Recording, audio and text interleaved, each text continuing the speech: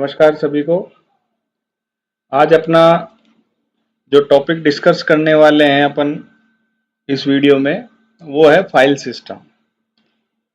किसी भी operating system के अंदर फाइल सिस्टम जो होता है वो बहुत ही महत्वपूर्ण भूमिका अदा करता है।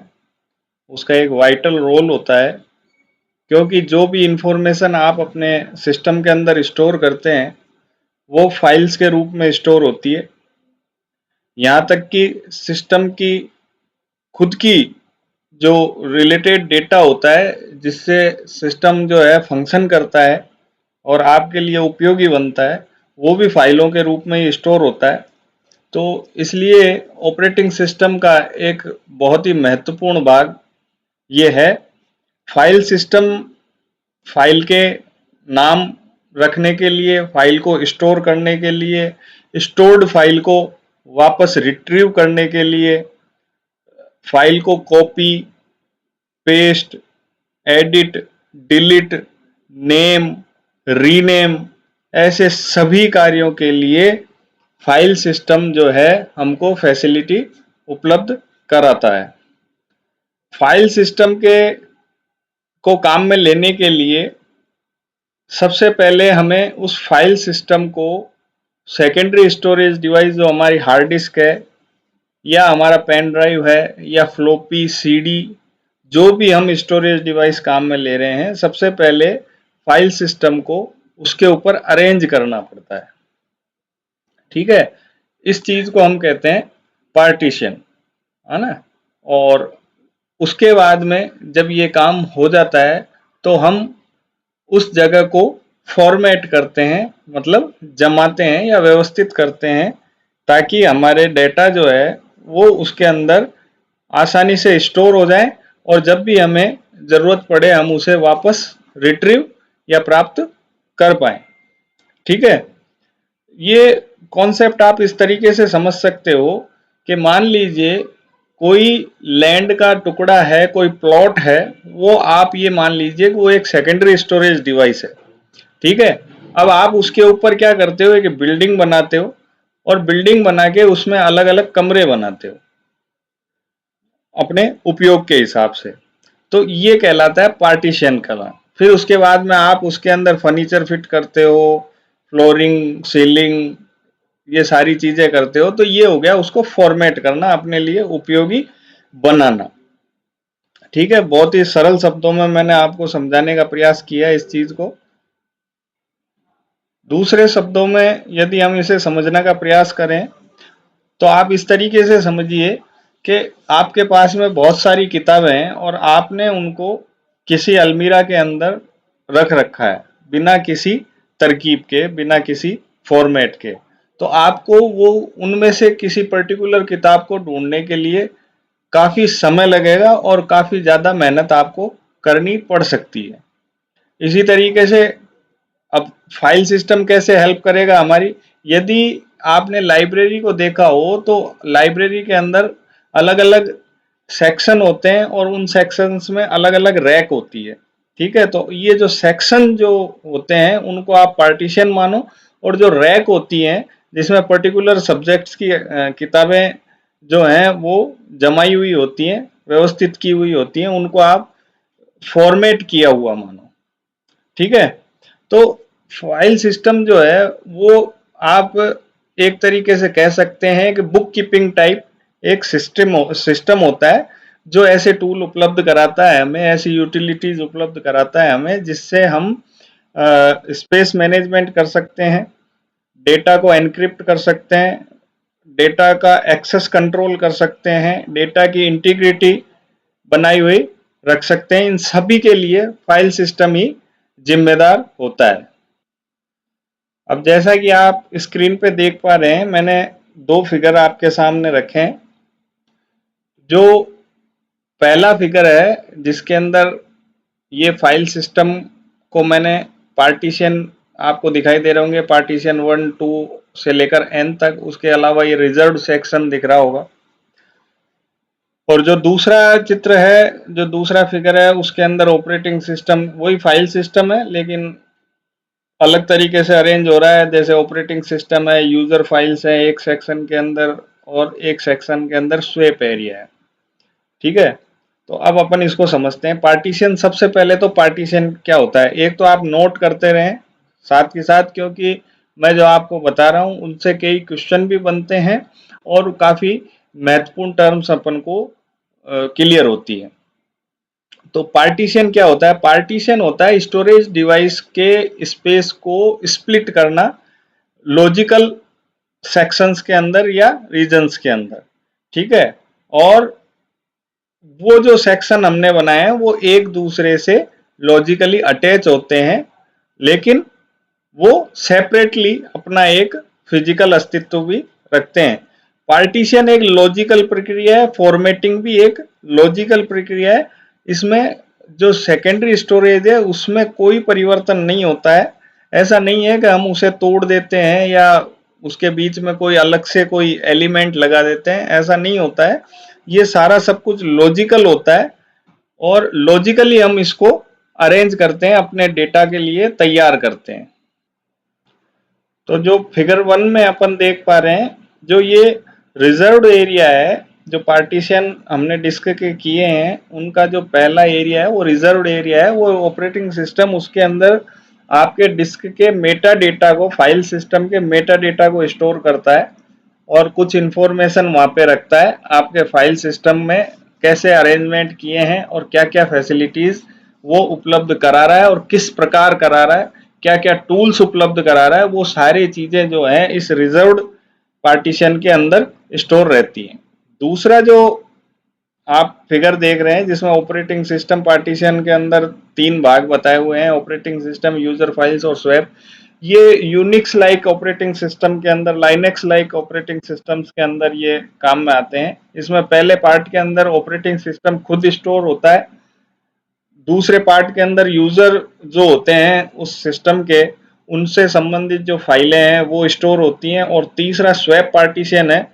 स्वैप पार्टीशन एक तरीके से वर्चुअल मेमोरी की तरह काम करता है और जो हिस्सा करंटली रैम में लोड करना है वो हिस्सा स्वैप पार्टीशन से मेमोरी में लोड होता है, और जिसको मेमोरी से अभी के लिए आउट करके और फर्दर के लिए वापस लोड करना होता है उसको हम स्वैप पार्टीशन के अंदर रखते हैं। तो ये एक वर्चुअल रैम की जैसे काम करता है।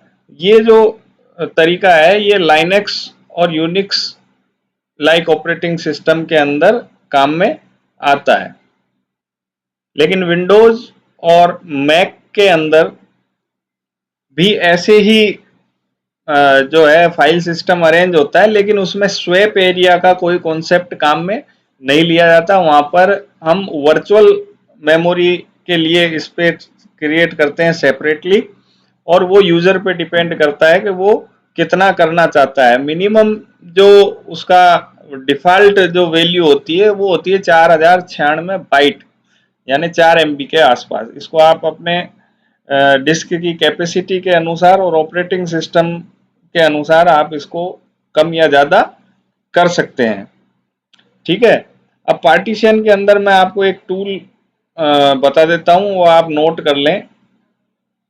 डिस्क पार्ट जो माइक्रोसॉफ्ट का टूल है इस तरीके से दिखाई देता है। एक्सपर्ट व्यक्ति ही ट्राई करें, आप लोग इसको समझें, क्योंकि इससे आपके कंप्यूटर के अंदर समस्या हो सकती है, आप अपने डेटा को लॉस कर सकते हैं। तो जैसा कि मैंने आपको एक पिछले वीडियो में कमांड प्रॉम्प्ट खोलना सिखाया था, रन में जाएं, CMD टाइप करें और एंटर मारें विंडोज ऑपरेटिंग सिस्टम में, तो आपका कमांड प्रॉम्प्ट खुल जाएगा।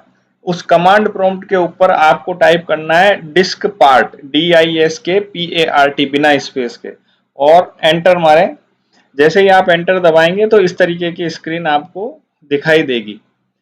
तो ये यूटिलिटी है, डिस्क पार्ट यूटिलिटी, और ये CUI यानी करेक्टर यूजर इंटरफेस यूटिलिटी है, कमांड बेस यूटिलिटी है। आप इसमें कमांड के द्वारा जो है सेकेंडरी स्टोरेज डिवाइस पे पार्टीशन बना सकते हैं, पार्टीशन देख सकते हैं और उसके प्रकार को बदल सकते हैं। नोट कर लें इस यूटिलिटी को, डिस्क पार्ट यूटिलिटी है, विंडोज की यूटिलिटी है ये। ठीक है, और कमांड बेस यूटिलिटी है। अब अपन देखते हैं ये कैसे काम करती है, तो इसमें कमांड जो है वो है लिस्ट डिस्क।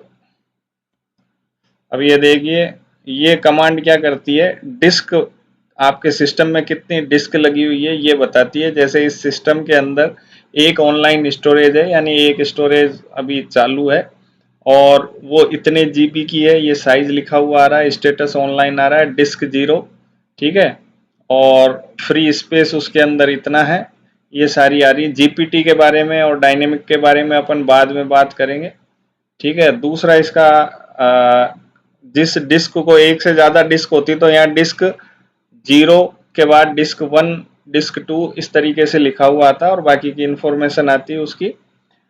अब अपन को जब किसी डिस्क के पार्टीशन बनाने होते हैं तो अपन इसके अंदर सबसे पहले डिस्क को सेलेक्ट करते हैं, किस डिस्क को पर हमें पार्टीशन बनाने हैं। तो जैसे सेलेक्ट डिस्क 0, तो हमने पहली डिस्क को सेलेक्ट कर लिया। अगर 1 को करना होता तो हम लिखते हैं सेलेक्ट डिस्क 1, इसी तरह 2 को करना होता तो सेलेक्ट डिस्क 2। तो हमने डिस्क को कर लिया। अब अपन करते हैं लिस्ट पार्टीशन। तो ये देखो, ये आपके स्क्रीन के ऊपर जो है ये पार्टीशन दिखाई दे रहे हैं, इतने पार्टीशन है इसके अंदर। इसमें से ये रिकवरी का है, पार्टीशन 2 सिस्टम का है। जैसे कि मैंने यहाँ पर आपको बताया था कि ये रिजर्व पार्टीशन जो है वो क्या काम करता है। तो ये सिस्टम का है, ये 99 MB का है। ये रिकवरी पार्टीशन जो है ये 450 MB का है। इसी तरीके से ये रिजर्व्ड पार्टीशन है 16 MB का, फिर प्राइमरी, फिर रिकवरी, फिर प्राइमरी प्राइमरी, और इस तरीके से ये डिस्क अरेंज हो रही है। मैं ज़्यादा डिटेल में नहीं बताऊंगा, और आप लोग इसको अगर डिटेल में चाहते हैं तो आप कमेंट कर दें, तो मैं इसके लिए सेपरेट वीडियो दे दूंगा। लेकिन फिर भी आपको सावधान करूंगा मैं कि आप इसका प्रैक्टिकल अपने कंप्यूटर पे ना करें, इससे आपको नुकसान हो सकता है। तो मैं इसको यहीं स्टॉप करता हूँ। एक इंट्रोडक्शन दे दिया आपको, क्योंकि इसके ऊपर जो है ऑब्जेक्टिव क्वेश्चन बनते हैं, तो आपको अब पता चल जाएगा कि डिस्क पार्ट किस काम आता है, ठीक है। ठीक है, अब अपन आगे बढ़ते हैं। तो पार्टीशंस के लिए दो मेथड काम में आते हैं, एक तो master boot record MBR base method, और दूसरा आता है guided partition table GPT method, ठीक है। जो MBR मेथड है वो फर्म बेस मेथड है। इसके अंदर जो है एक प्रोग्राम एक चिप के अंदर स्टोर होता है जिसको अपन बायोस कहते हैं। मैंने रैम और रोम जब आपको पढ़ाई थी उस समय भी बताया था। बायोस का मतलब होता है बेसिक इनपुट आउटपुट सिस्टम। उसके अंदर एक प्रोग्राम स्टोर्ड होता है जो कि हार्ड डिस्क या सेकेंडरी स्टोरेज के पहले सेक्टर, पहले ट्रैक और 0 साइट के ऊपर बूट रिकॉर्ड्स को ढूंढता है और उसे लोडर की सहायता से मेमोरी में लोड करता है, ठीक है। तो ये जो मेथड है फर्मवेयर सॉफ्टवेयर के द्वारा जो स्टोरेज डिवाइस के पहले सेक्टर यानी 0 सेक्टर, 0 साइट और 0 ट्रैक के ऊपर जो बूट रिकॉर्ड स्टोर होते हैं, ये तरीका कहलाता है मास्टर बूट रिकॉर्ड। ये जो सारा रिकॉर्ड है ये कहलाता है मास्टर बूट रिकॉर्ड मेथड,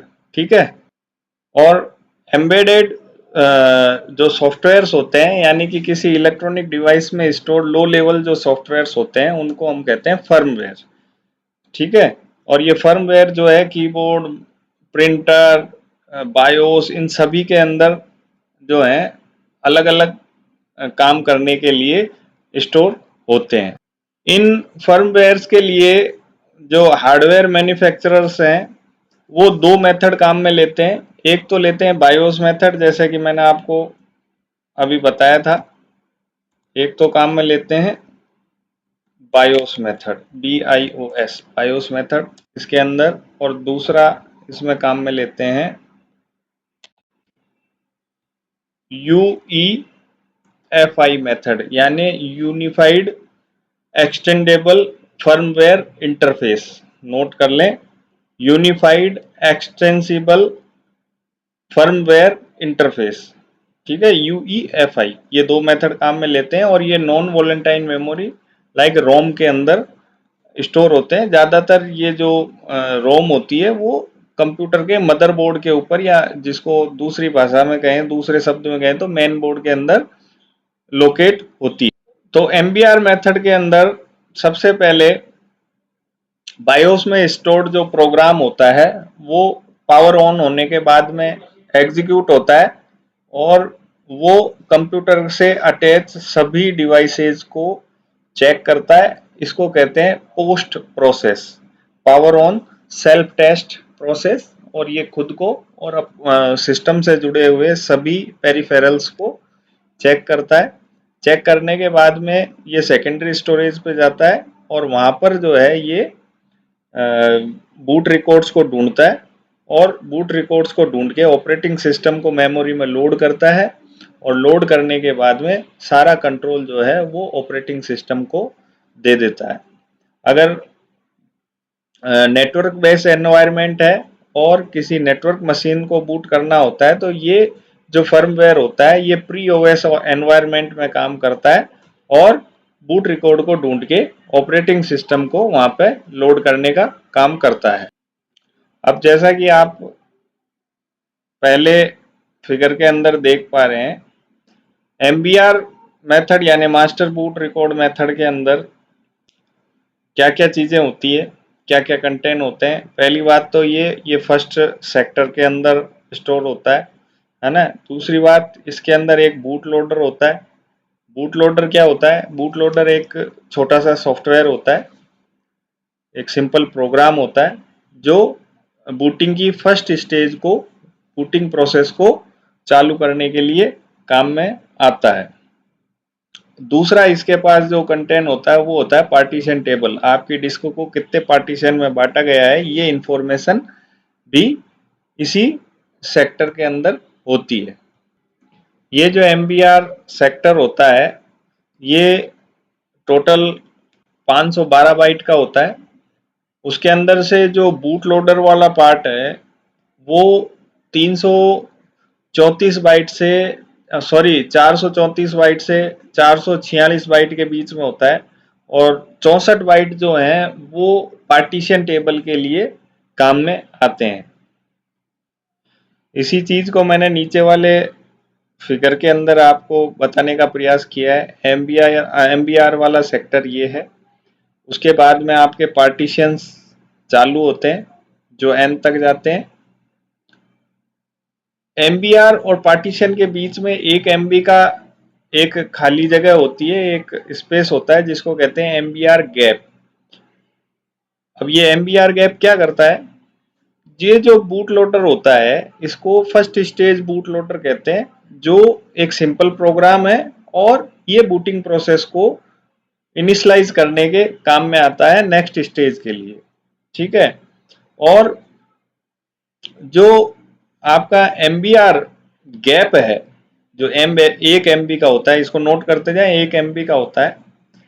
ये जो है ये सेकंड स्टेज के बूट लोडर के लिए काम में लिया जाता है। ये गैप अगर आप ग्रब जो कि लाइनेक्स और यूनिक्स का एक बूट लोडर है उसको काम में ले रहे हैं, तो ये अनदर स्टेज की फंक्शनलिटी उपलब्ध कराने के लिए होता है, जिसको स्टेज 1.5 कहते हैं, ठीक है।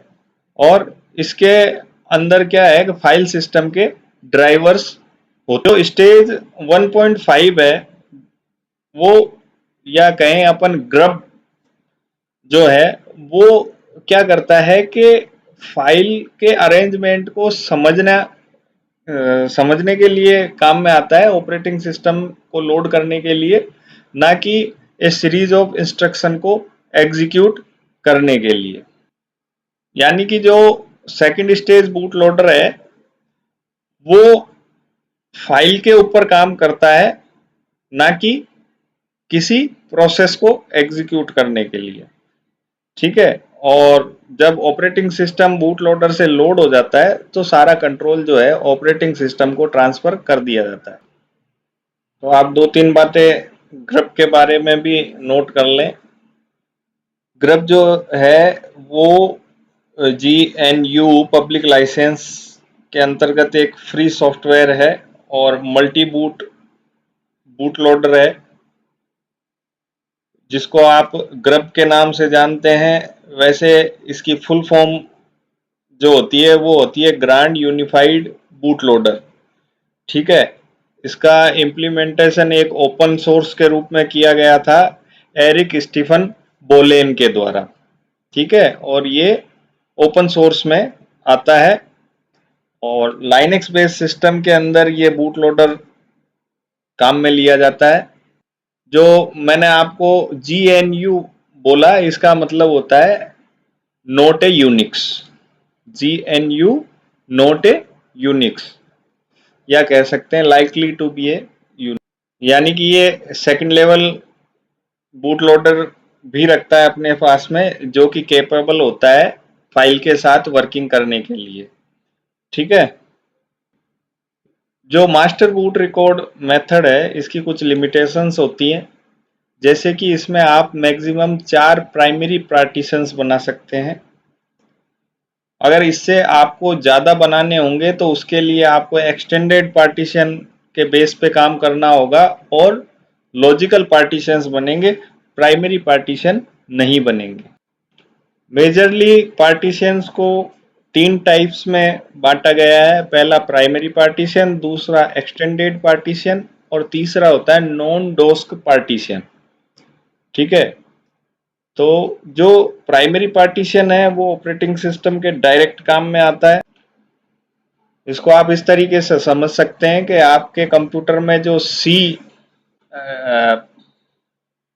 ड्राइव है वो एक प्राइमरी पार्टीशन है। ठीक है। फिर उसके बाद में आता है एक्सटेंडेड पार्टीशन। ये पार्टीशन जो होते हैं वो हम जब 4 से ज़्यादा पार्टीशन करते हैं तो हमें वो जो पार्टीशन बनते हैं उनको हम एक्सटेंडेड पार्टीशन कहते हैं, और वो लॉजिकल पार्टीशन होते हैं। फिजिकली उनका ऑपरेटिंग मतलब फिजिकली का मतलब है ऑपरेटिंग सिस्टम के बेस पे उनका कोई ज़्यादा वाइटल रोल नहीं होता है।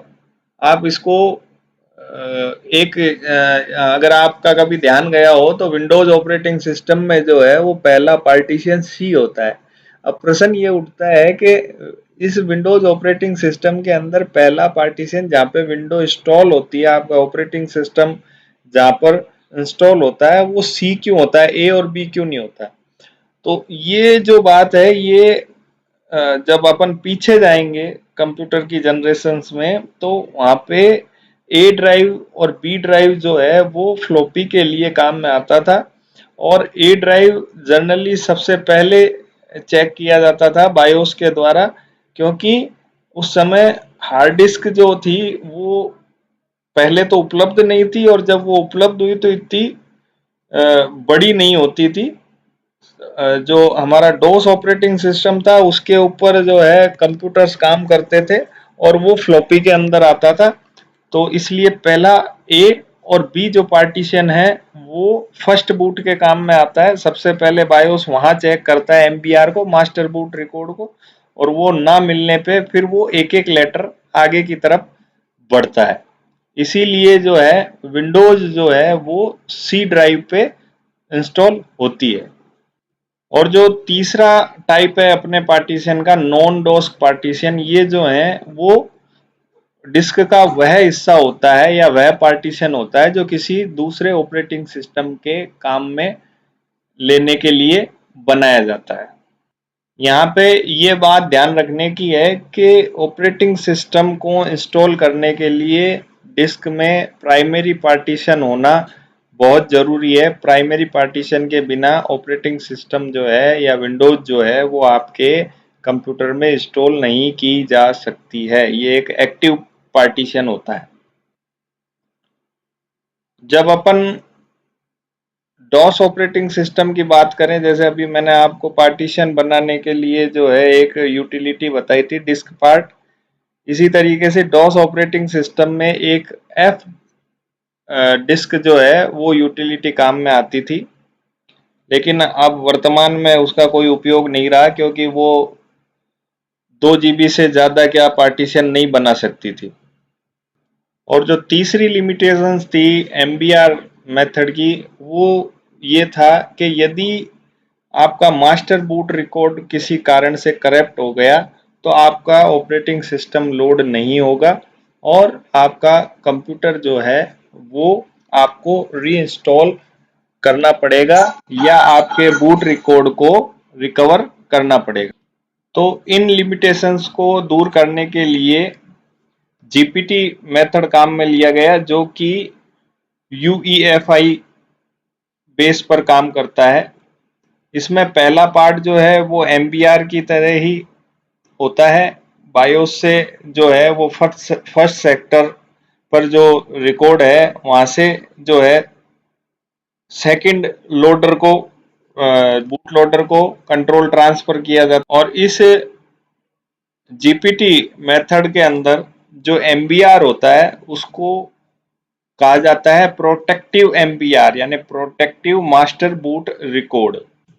ठीक है, नोट कर लें इसको। और जैसे ही पहला सेक्टर यानी प्रोटेक्टिव MBR एग्जीक्यूट हो जाता है फर्स्ट स्टेज बूट लोडर के द्वारा, तो सेकंड स्टेप के अंदर जो है जीपीटी डेटा स्ट्रक्चर जो है वो रैम में लोड कर दिया जाता है जीपीटी हेडर और पार्टीशंस की एंट्री के साथ में।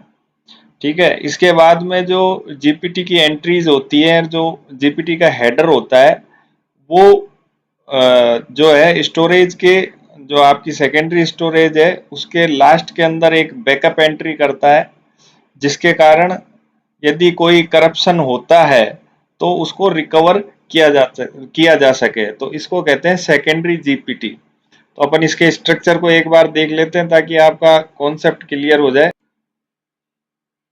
जीपीएस पार्टीशन की स्कीम कुछ इस तरीके से जो आपको स्क्रीन पे दिखाई दे रही है होती है। ये जो है आपका प्रोटेक्टिव MBR है। उसके बाद में जो जीपीटी का हेडर और पार्टीशंस की एंट्री है वो उसके बाद में स्टोर होती है और नेक्स्ट स्टेज के ऊपर आपके पार्टीशंस होते हैं। तो इसमें मैक्सिमम जो सपोर्ट है वो 128 पार्टीशंस आप को सपोर्ट करती है और इन्हीं 128 पार्टीशंस के जीपीटी हेडर और पार्टीशंस की एंट्री जो है वो प्राइमरी जीपीटी के अंदर होती है। ठीक है, तो ये भी 128 एंट्री मैक्सिमम हो सकती है और जो इनका बैकअप है वो सेकेंडरी जीपीटी के अंदर डिस्क के लास्ट के अंदर स्टोर किया जाता है, ताकि यदि कोई प्राइमरी जीपीटी में गड़बड़ हो, करप्शन हो, तो वो रिकवर किया जा सके। जब ये सारा काम हो जाता है तो अपन अब नेक्स्ट स्टेज पे आ जाते हैं, जिसको अपन कहेंगे फॉर्मेटिंग। फॉर्मेटिंग का मतलब होता है कि डेटा को स्टोर करने के लिए, रिट्रीव करने के लिए,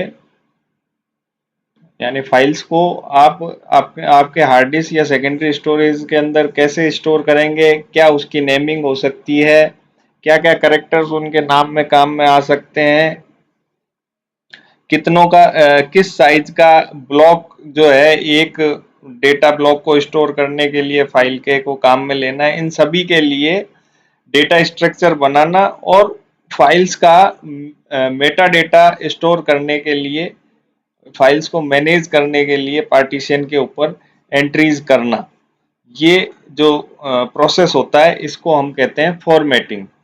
तो जैसे ही अपन फॉर्मेटिंग स्टेज में जाते हैं तो ऑपरेटिंग सिस्टम जो है वो हार्ड डिस्क के ऊपर अलग अलग पार्टीशंस में उनकी साइज, उनका मेटा डेटा और किस डेटा स्ट्रक्चर के अंदर हमें फाइल की सूचनाओं को व्यवस्थित करना है, मैनेज करना है, इन सब चीज़ों को क्रिएट करता है, इनकी एंट्री पार्टीशन के अंदर करता है।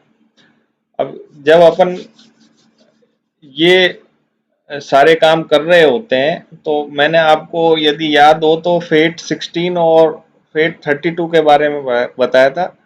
फाइल एलोकेशन टेबल 16 और फाइल एलोकेशन टेबल 32। ठीक है, एमएस डॉस जो माइक्रोसॉफ्ट डॉस है और विंडोज के 9X फैमिली है, जैसे विंडोज 95, 98, 311, है ना, इन सब के अंदर जो है वो डॉस के अंदर काम में आता था फेट 12 यानी फेट 12 या फेट 16 या फेट 32। जिसका मतलब ये है कि कितने जो है बिट जो है वो काम में लिए जाते हैं किसी फाइल की एंट्री के लिए। और उसके बाद में जो है विंडोज एनटी से जो नेटवर्क बेस्ड ऑपरेटिंग सिस्टम है आपके, window ME, window NT, window XP और विंडो 7, विंडो 10, इनके अंदर जो है एक नई फाइल सिस्टम इंट्रोड्यूस किया था माइक्रोसॉफ्ट ने। मैं आपको पिछले वीडियो में भी बता चुका हूँ इसको डिटेल में। New technology file system, NTFS file system. ठीक है, और जो आपके फ्लैश ड्राइव या मेमोरी कार्ड हैं, SD कार्ड हैं, उनके लिए जो है एक फाइल सिस्टम काम में आया था जिसको लाइटर वर्जन कहते हैं NTFS का, जो माइक्रोसॉफ्ट द्वारा 2006 में डेवलप किया गया था। उसको कहते हैं EXFAT या एक्सटेंडेड फाइल एलोकेशन टेबल। तो ये जो है ये USB ड्राइव्स, मेमोरी कार्ड्स और इनके लिए काम में लिया जाता है। ये जो EXFAT सिस्टम है ये नॉन विंडोज एनवायरमेंट्स के लिए रीड और राइट की फैसिलिटीज उपलब्ध कराता है। आप विंडोज आपके जैसे अभी कंप्यूटर के अंदर विंडोज 10 है तो वो NTFS को सपोर्ट करता है, लेकिन आपके जो पेन ड्राइव में है वो EXFAT फाइल सिस्टम आप यदि यूज करते हैं तो आप उस पेन ड्राइव को विंडोज के पीसी पे भी काम में ले सकते हैं, मैक पे भी काम में ले सकते हैं, या लाइनक्स के ऊपर भी काम में ले सकते हैं। इसी तरीके के एप्पल के भी अपने फाइल सिस्टम है जिसमें हिरार्चिकल फाइल सिस्टम है और APFS है, एप्पल फाइल सिस्टम है। ये जो है ये एप्पल बेस पीसी या मैक ओएस के ऊपर काम में आते हैं। ऐसे ही EXT जो फाइल सिस्टम है, एक्सटेंडेड फाइल सिस्टम, ये लाइनक्स बेस कंप्यूटर्स के ऊपर काम में लिया जाता है। इसके 4 वर्जन आ गए हैं अब तक। एक EX, दूसरा EX2 जो 93 में आया, उसके बाद में 2000 के अंदर EX3 एक्सटेंडेड फाइल सिस्टम 3, और इसके बाद में अभी काम आ रहा है EX4। तो अब अपन समझते हैं फाइल सिस्टम का बेसिक स्ट्रक्चर क्या होता है।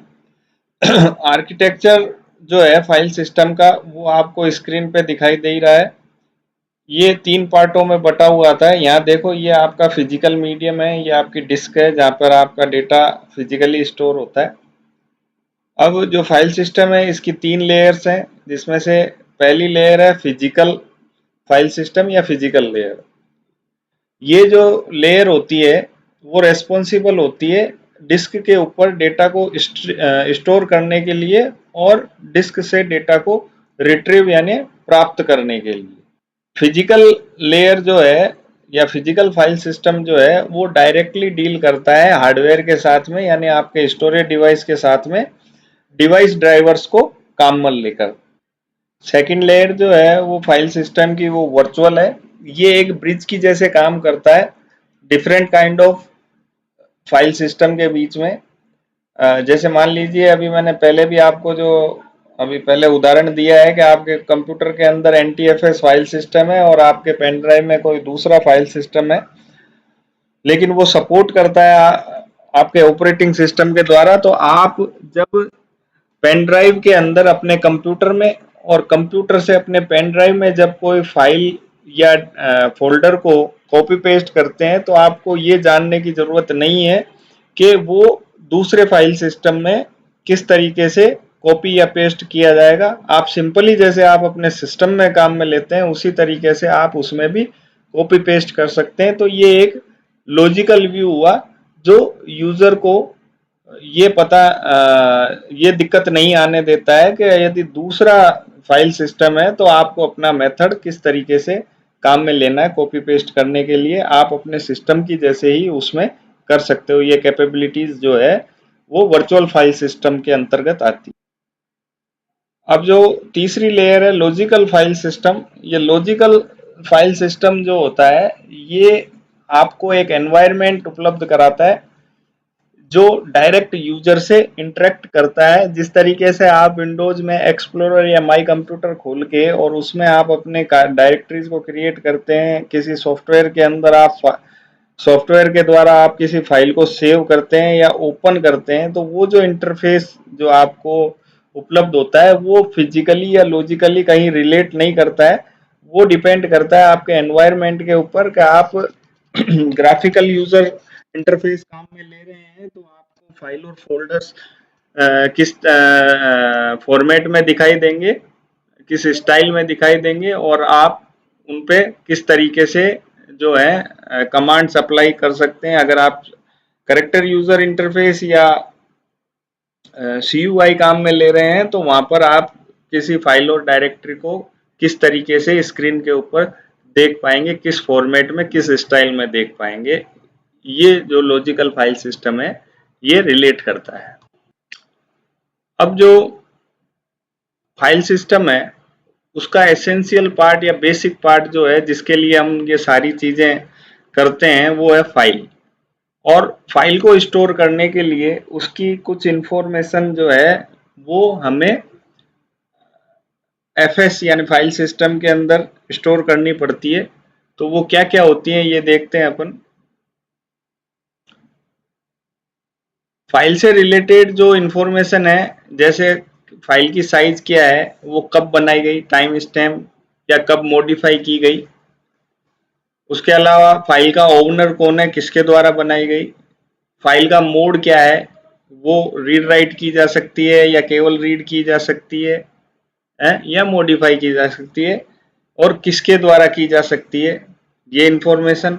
और फाइल को पार्टीशन के ऊपर फाइल को अलॉट करने के लिए किस साइज का ब्लॉक काम में लिया गया है, कितने ब्लॉक काम में लिए गए हैं, ये सारी जो इंफॉर्मेशन होती है ये फाइल का मेटा डेटा कहलाती है। मेटा डेटा का मतलब होता है data about data, called Meta data.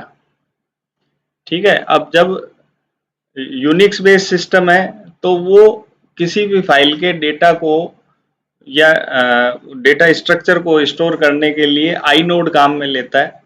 Inode एक यूनिक नंबर होता है जो फाइल की एंट्री के लिए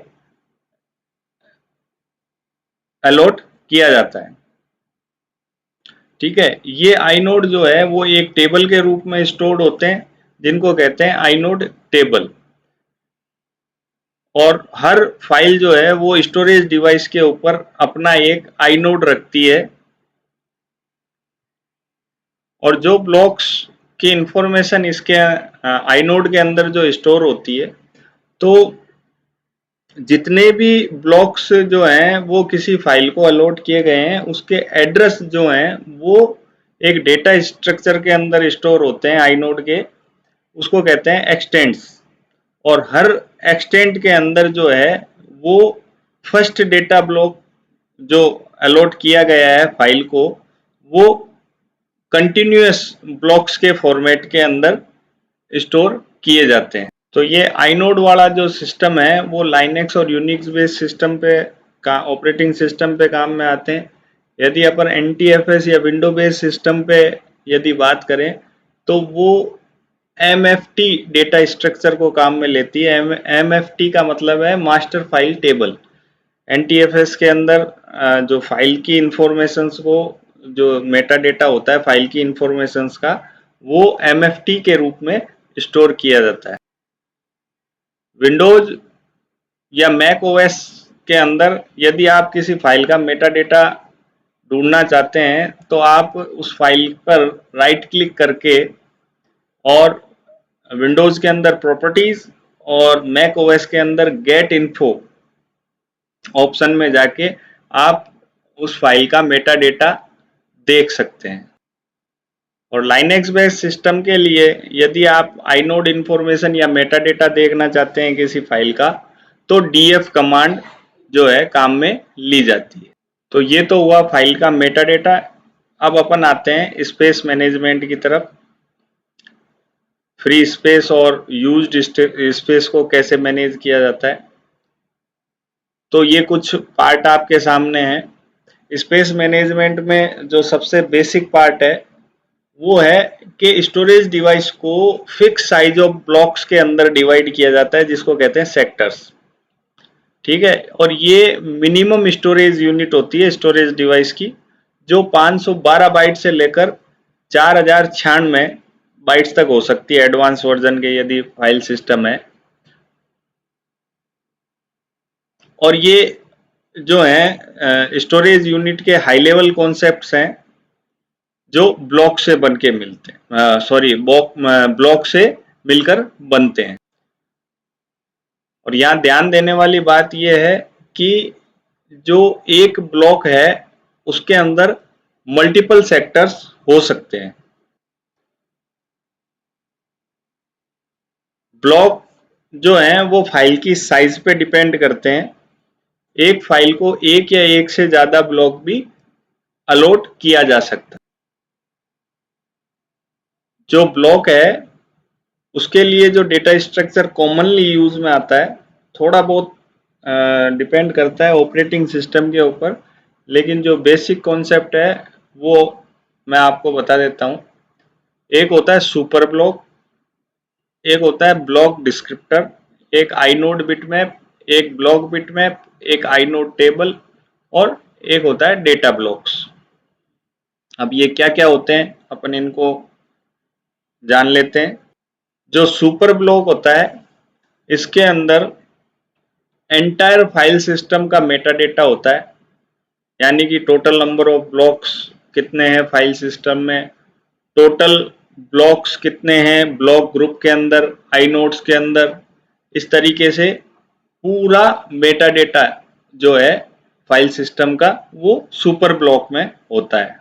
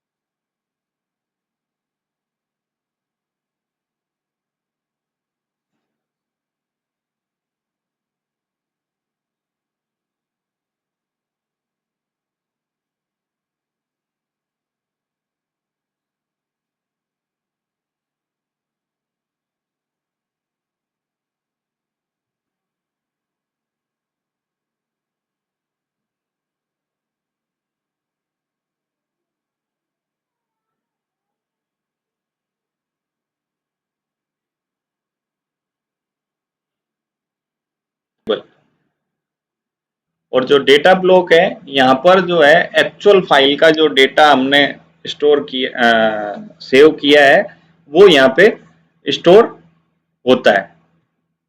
ठीक है,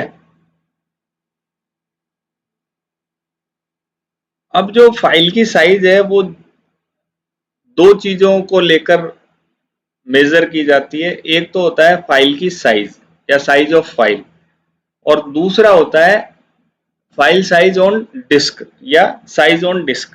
अब ये दो चीजें क्या है, इसको आप इस तरीके से समझिए कि फॉर एग्जाम्पल मैं बता रहा हूँ, आपने एक टेक्स्ट फाइल बनाई और उसके अंदर जो है 8 कैरेक्टर्स टाइप किए। ठीक है, तो जैसा कि अपन ने पहले पढ़ा है कोडिंग के अंदर, मान लीजिए कि एक कैरेक्टर को रिप्रेजेंट करने के लिए 8 बिट या 1 बाइट काम में आता है। ठीक है, और आपने क्या किया कि 8 कैरेक्टर जो है उसके अंदर डाले, यानी 64 बिट जो है वो आपने काम में लिए।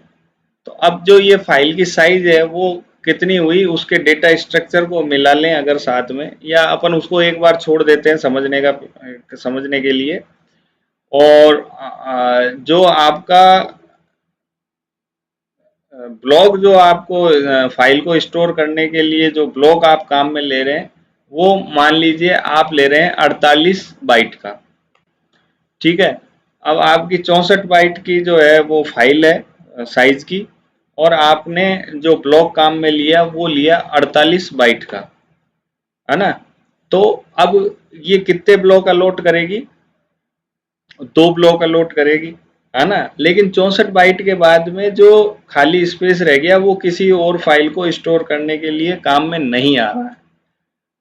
ठीक है, तो अब आपकी फाइल की साइज तो कितनी हुई, 64 बाइट, 64 बाइट हुई, लेकिन ऑन डिस्क उसकी साइज क्या हुई, 96 बाइट हुई। ये अंतर होता है फाइल की साइज और फाइल साइज ऑन डिस्क के अंदर। नेक्स्ट टॉपिक अपने पास में है फ्रेगमेंटेशन, डिस्क फ्रेगमेंटेशन। ये क्या होता है, फाइल जो स्टोर होती है वो कंटिन्यूस ब्लॉक में यदि स्टोर हुई है, मतलब फाइल के डेटा को कंटिन्यू एक के बाद एक कंटिन्यूस फॉर्मेट के अंदर डिस्क के ऊपर स्टोर किया गया है, जैसे कि आपको स्क्रीन पे ये फिगर दिखाई दे रहा है, डेटा जो है वो कंटिन्यूसली ब्लॉक्स के अंदर स्टोर किया गया है, तो ये नॉन फ्रेगमेंटेड है।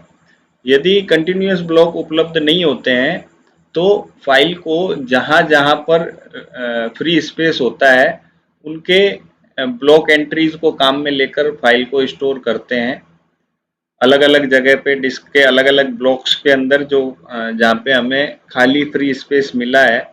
तो ये क्या कहलाता है, फ्रेगमेंटेशन, फाइल की फ्रेगमेंटेशन। तो आई होप आपको बहुत कुछ जानने को मिला होगा फाइल सिस्टम को लेकर।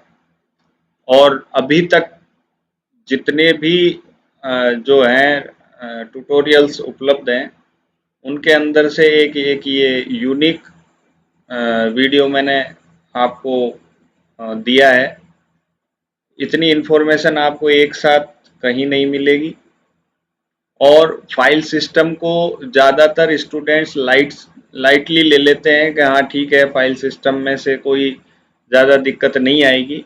लेकिन यदि हम गेट और नेट या ग्रेजुएशन से ऊपर वाले कम्पिटिटिव एग्ज़ाम्स की बात करें तो काफ़ी सारे क्वेश्चन जो हैं वो फाइल सिस्टम में से बनते हैं।